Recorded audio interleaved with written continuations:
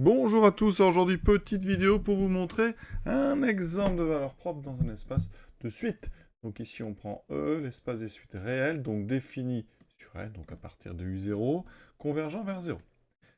Et phi, c'est donc un endomorphisme de E dans E qui a toute suite, donc va associer une autre suite, phi de U, telle que pour tout N, phi U de N, c'est UN plus 1 moins UN. Voilà. Alors c'est un endomorphisme, il n'y a aucun problème, je vous laisse vérifier. On va nous déterminer les valeurs propres de phi. Est-ce qu'il y en a? Y en a-t-il une infinité? On a déjà vu des exemples. Donc qu'en est-il? Pour ça, on va prendre donc un réel, donc soit lambda appartenant à R. Et on va prendre et U, une suite. Donc définie sur n convergeant vers 0, la valeur réelle. D'accord? Et on cherche à résoudre donc phi de U égale lambda U. Ça veut dire quoi? Ça veut dire que pour tout n appartenant à grand N, phi de U, donc c'est UN plus 1 moins UN, ça serait égal à lambda UN. D'accord? Donc on met ce moins UN de l'autre côté, on ajoute, donc ça fait UN plus 1 égale donc, alors on a lambda UN plus UN, donc ça fera lambda plus 1 UN. Et ça pour tout n. Alors on avait adopté une notation fonctionnelle pour pouvoir écrire proprement phi u de n. Donc on va revenir ici à une notation indicielle. Ça veut dire qu'ici, pour tout n, un plus 1 égale lambda plus 1 un.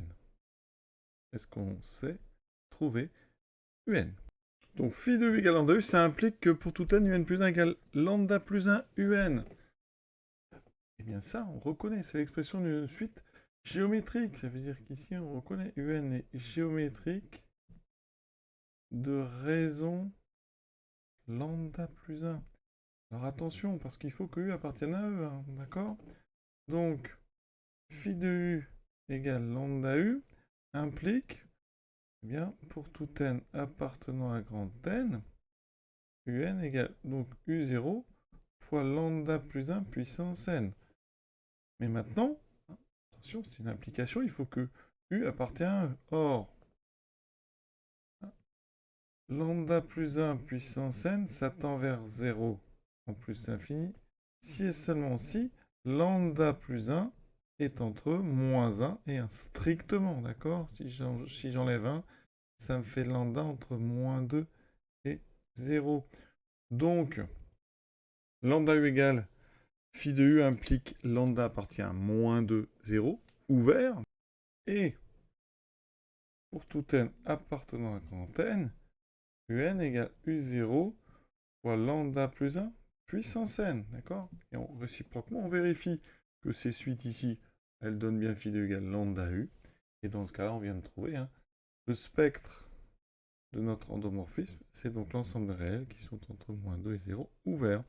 Et l'espace associé à lambda, c'est donc l'ensemble des suites, donc U, tel que pour tout n appartenant à grand N, un égale U0 lambda plus 1 puissance n u0, un réel quelconque. Et comme ça, vous avez une suite géométrique de raisons entre moins 1 et 1 strictement, donc qui convergent bien vers 0.